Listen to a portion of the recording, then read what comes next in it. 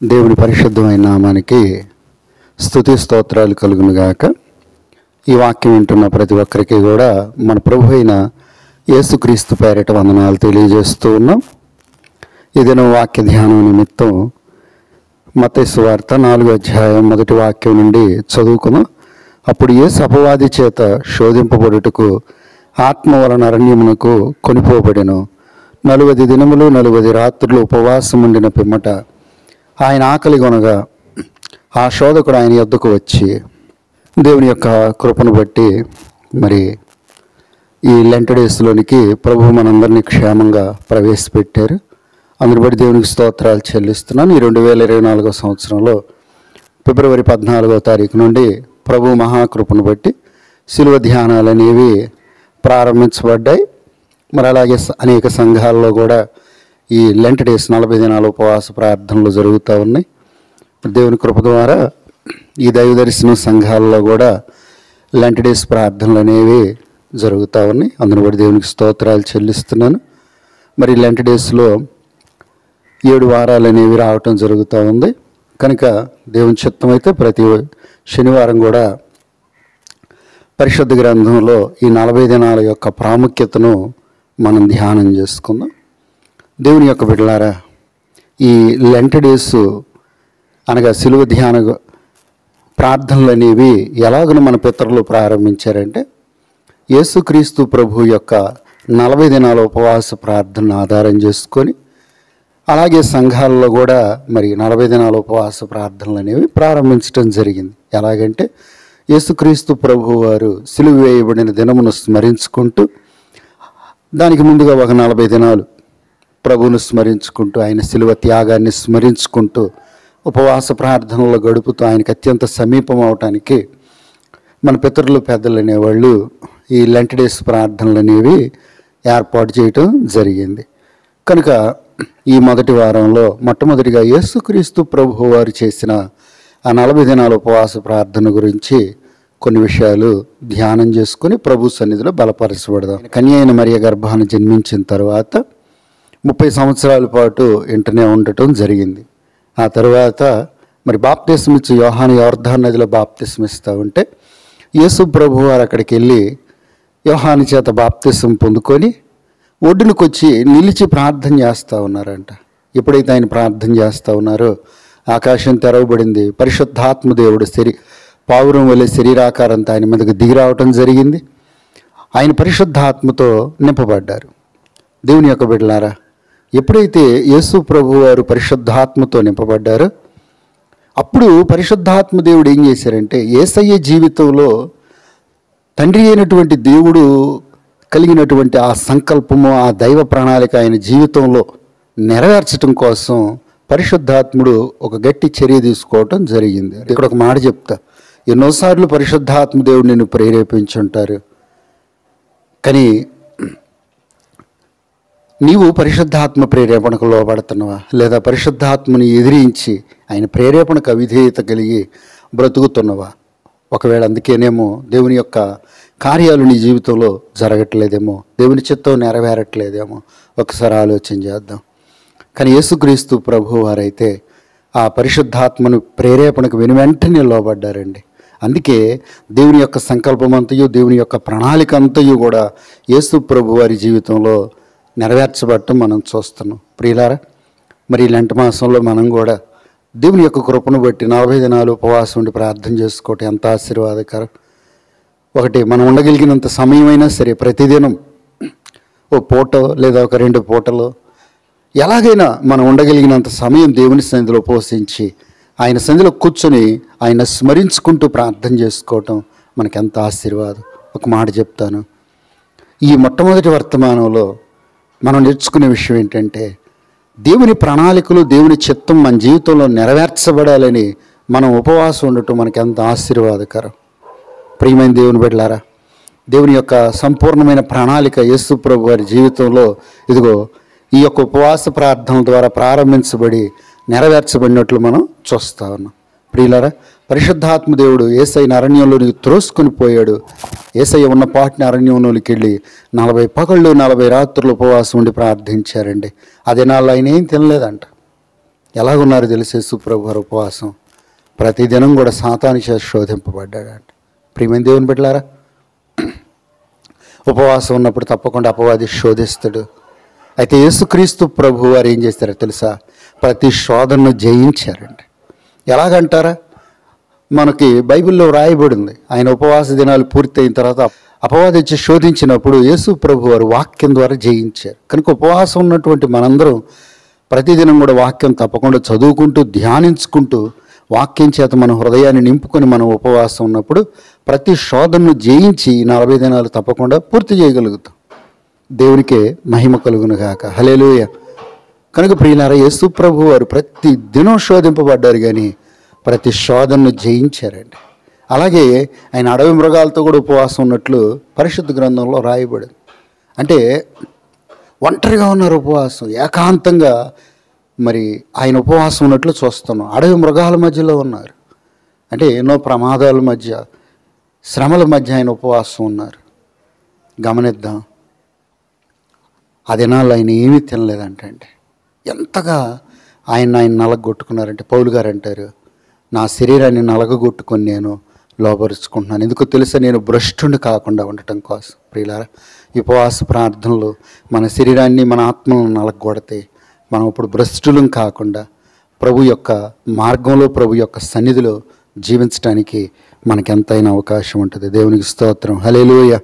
అలాగే యేసు ప్రభు వారు ఆ ఉపవాస దినాల్లో ఏం చేశారు తెలుసా? పరిశుద్ధాత్ముని చేత నడిపింపబడతా ఉన్నారు. కనుక మన ఉపవాసం నుండి ప్రార్థన చేసేటప్పుడు తప్పకుండా పరిశుద్ధాత్మ దేవుడు మనల్ని నడిపించే దేవుడు అయి ఉన్నారు. ప్రియమైనటువంటి దేవుని బిడ్డలారా, ఈ ప్రత్యేక దినాలు మీరు ఎవరు పోగొట్టుకోకూడదని నేను ప్రభు పేరట మనవి చేస్తున్నాను. ఎందుకంటే ప్రభువును సేవించి ఆయన ఆరాధించి ఆయన కోసం బ్రతుకుతున్న మనందరం కూడా, ఆయన బిడ్డలం అయినటువంటి మనందరం కూడా మన రక్షకుడైన యేసయ్య మన కొరకు మాదిరిగా విడిచిపెట్టిన అడుగుజాడల్లో మనం నడవటం మనకెంత ఆశీర్వాదం. యేసయ్య మనకు ఆస్తిపాస్తులు ఇచ్చి వెళ్ళలేదండి. ఆయన అడుగుజాడలు అనేటువంటి గొప్ప సంపదనిచ్చి వెళ్ళిపోయారు. ఎవరైతే ఆ సంపదను స్వతంత్రించుకుంటారో వారి జీవితాల్లో వాళ్ళు ఉన్నతమైన స్థానానికి ప్రభు ద్వారా ఎదగలుగుతారు. అందుకే నీవు నేను యేసయ్య మన కొరకు విడిచిపెట్టి వెళ్ళిన అడుగుజాడల్లో నడుద్దాం. చాలామంది ఎందుకో ఈ లెంట్ డేస్ని వ్యతిరేకిస్తూ ఉంటారండి. ప్రియమైన దేవుని బిడ్డలారా, ఇదేమీ తప్పు కాదు. ఎందుకంటే ప్రభు నడిచిన అడుగుజాడల్లో నడుస్తున్నారు. కొంతమంది అంటూ ఉంటారు, మనం ఆయన అంతటి వారమా, అలాగ నడవడానికి ఆయన మాత్రం ఆయనగా కాబట్టి చేశారు, ఇట్లా ఎన్నో రకాలు మాట్లాడతారు. నాకు అనిపిస్తూ ఉంటుంది వీళ్ళు ఉపవాసం ఉండలేక సాకులు చెప్తున్నటువంటి వారిని అనిపిస్తూ ఉంటుంది కదా. ఎందుకంటే పెండి కుమారుడు విందు సిద్ధపరచబడ్డప్పుడు అంటే కొంతమంది సాకులు చెప్పి విందును పోగొట్టుకున్నారు. అట్లానే మరి ఈ రోజుల్లో కూడా చాలామంది ఉపవాసం ఉండలేక దేవుని సన్నిధిలో గడపలేక సాకులు చెప్తూ ఉన్నారు. ఎన్ని కారణాలు చెప్తూ ఉన్నాం ఒకసారి ఆలోచించి. సాకులు కాదు, కానీ ప్రభు సన్నిధిలో మనం ఉపవసించి ప్రార్థించే వ్యక్తులుగా ఉన్నాం. ఈ ఆశీర్వాదకరమైన దినాలను మనం పోగొట్టుకోకూడదు ప్రియులారా. ఎందుకంటే నా జీవితంలో మరి దేవుని కృప వలన కొన్ని సంవత్సరాల నుంచి లెంట్ డేస్ అనేవి చేయటం జరుగుతూ ఉంది. ప్రతిదినం ఉపవాసం మొరపెట్టుకోవటం జరుగుతుంది.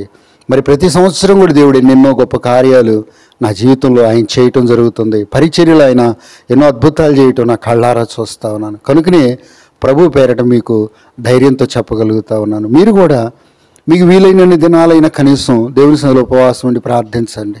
40 దినాలు ఉంటే ఎంతో ఆశీర్వాదం.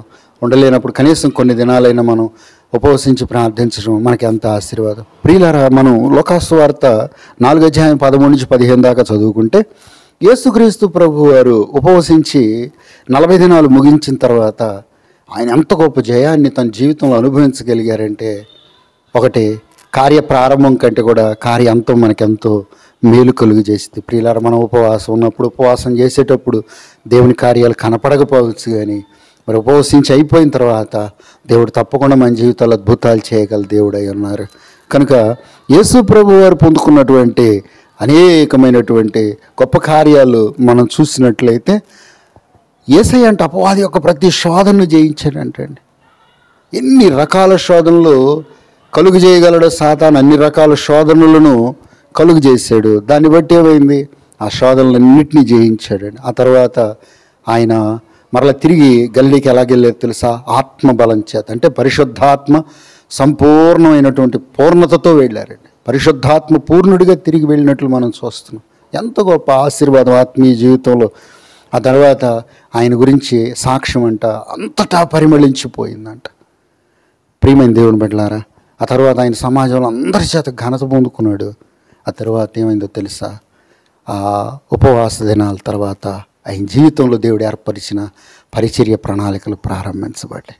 ఇక్కడ ఒక మాటే మనం ధైర్యంగా చెప్పుకోగలుగుతాం. ఏంటి ఆ మాట అంటే, యేసుక్రీస్తు ప్రభువారు ఈ 40 దినాల ఉపవాస ప్రార్థన తరువాత దైవ ప్రణాళిక అనేది సంపూర్ణంగా ఆయన జీవితంలో ప్రారంభించబడి జరిగినట్లు మనం చూస్తున్నాం. దేవుని బిడ్డ, నీ జీవితం పట్ల దేవుడు ఏ చిత్తం, ఏ యొక్క ప్రణాళిక, ఆలోచన కలిగి ఉన్నాడో అదంతా నీ జీవితంలో నెరవేరాలంటే దేవుడు నీతో మాట్లాడుతూ ఉండగా ఆ దేవుని యొక్క చిత్తానికి లోబడి, ఆ పరిశుద్ధాత్మని ప్రేరేపణకు నువ్వు లోబడి నడుచుకున్నట్లయితే తప్పకుండా దేవుడు నీ జీవితంలో కూడా ఈ ప్రణాళికలు నెరవేరుస్తారు. కొంతమంది అనుకోవచ్చు, నేను వృద్ధురాలను అయిపోయాను, ఇప్పుడు నా జీవితంలో దేవుని ప్రణాళికలు నెరవేరటం ఏంటి? మోషే 80 సంవత్సరాలు వచ్చినాయి, అప్పుడు దేవుడు వాడుకోలేదా? 40 ఏళ్ళు అత్యధికమైన ఆయుష్నిచ్చి వాడుకోలేదా? నేను మాత్రం ఎందుకు వాడుగా? ఒకవేళ బాలురు అనుకుంటున్నావా, పిల్లలు అనుకుంటున్నావా? ఇర్మియా వంటి బాలుల్ని దేవుడు ఏర్పాటు చేసుకుని వాడుకోలేదా? ప్రియులారా, మన వయసుతో నిమిత్తం లేదు, కానీ దేవునికి మనం అప్పగించుకోగలిగితే దేవుడు ఏ స్థితిలోనైనా మనల్ని వాడుకోగలిగిన గొప్ప దేవుడు. అందుకే ప్రభువుకు లోపడదాం. మనం కూడా ప్రభు అడుగు జాడల్లో నడిచి ఈ ఉపవాస ప్రార్థనలో నిలుద్దాం. మన ఆత్మీయ జీవితాల్లో ప్రభు సన్నిధిలో ఎదుగుదాం. దేవుడి మాటలు మనలో ఫలభరితంగా మార్చును గాక. ఆమేన్. ప్రార్థన చేసుకున్నాను. అందరం కళ్ళు మూసుకొని ప్రార్థనలో ఏకీభవిద్దాం. కృపా సత్య సంపూర్ణుడు అయిన మా యేసయ్య, మీకు వందనాలయ్య. నీ ప్రేమను బట్టి ప్రభు, నీ దయను బట్టి అయా, ఇదిగో ఈ లెంట్ డేస్ యొక్క అయా ప్రాముఖ్యతను, ప్రాధాన్యతను మాకు వివరింపజేసినందుకు వందనాలు. యేసయ్య, మీరు సశరీరుడిగా ఇదిగో శరీరధారిగా ఈ లోకంలో ఉన్నప్పుడు ప్రభు అయా 30 సంవత్సరాలు మీరు బాప్తిసం తీసుకుని పరిశుద్ధాత్మతో నింపబడి ఆ పరిశుద్ధాత్మ ప్రేరేపణతో అరణ్యంలోనికి వెళ్ళి 40 దినములు మీరు ఉపవసించి ప్రార్థించారు. ఆ మాదిరిని ప్రభువా నీ సంఘములకు విడిచి వెళ్ళారు ప్రభువా. కనుక మేమందరం ప్రభువా అయా నీ అడుగుజాడల్లో నడిచి ఆశీర్వదించబడే భాగ్యమే ప్రభువా. ఏ ఒక్కరు కూడా దీన్ని ఆచార్యంగానూ ప్రభువా ఏదో నామకార్థంగా చూసి ప్రభువా వాళ్ళ ఆలోచన తలంపులను బట్టి ఇందులో ఉన్న దీవెనలను పోగొట్టుకోకుండా సహాయం చేయండి ప్రభువా. నా మంచి దేవుడు అయిన యేసయ్య, ఈ వాక్యం వినుచుండగానే ప్రతి బిడ్డను ప్రేరేపించండి. ఇక నుంచి అయినా ప్రభువా అయా బిడ్డలు ప్రతిదినం ఎంతో కొంత సమయమైనా లేదా ఈ 40 దినాలు ఎన్నో కొన్ని రోజులైన నీ పాదముల యొద్ద తండ్రి నీ సముఖమందు నీ సన్నిధిలో పోషించి మీకోసం కనిపెట్టుకొని ప్రార్థన చేసుకునే భాగ్యమి, మీ సహవాసమును నిలిచి ఉండుట కృపని ప్రతి ఒక్కరి జీవితంలో మీ చిత్తము, మీ ప్రణాళిక నెరవేర్చి మా జీవితాలను ఆశీర్వదించండి. మీ నామానికి మహిమ తెచ్చుకోనండి ప్రభువా. మీ చిత్తమే నెరవేర్చబడేటట్లు మీ కృప సమృద్ధికి ఇమ్మని అయా నీ చిత్తమైతే 7 వారాలు కూడా ప్రభువా ప్రతి శనివారం అయా ఒక్కొక్క విషయాన్ని 7 విషయాలు ప్రభువా అయా పరిశుద్ధ గ్రంథంలో ఉన్నటువంటి 40 దినాల ప్రాముఖ్యతను గురించి, అందులో దాగి ఉన్న ఆశీర్వాదాల గురించి ధ్యానించుకునే భాగ్యం దయచేయమని ఈ నీ ప్రభువా వర్తమానం ప్రతి ఒక్కరికి చేరినట్లు సహాయం చేసి అందరికీ ఆశీర్వాదం దయచేసి మీరే మహిమ పొందమని అయా ఈ 40 దినాలు ప్రత్యేకించుకుని ఉపవాసం ఉన్న ప్రతి బిడకు సహాయం చేయమని క్రీస్తు పేరట వేడుకొనుచున్నాము తండ్రి. ఆమేన్. మన తండ్రి అయిన దేవుని దీవెనయు, మన ప్రభువును రక్షకుడైన యేసయ్య కృపయు, పరిశుద్ధాత్మ దేవుని అన్యోన్య సహవాసం సమాధానం చెరొచ్చిన మనందరికీ సంఘం సకల కొడి పరిశుద్ధులకు సదాకాలం తోడై నడిపించునుగాక. ఆమేన్. అందరికీ వందనాలండి.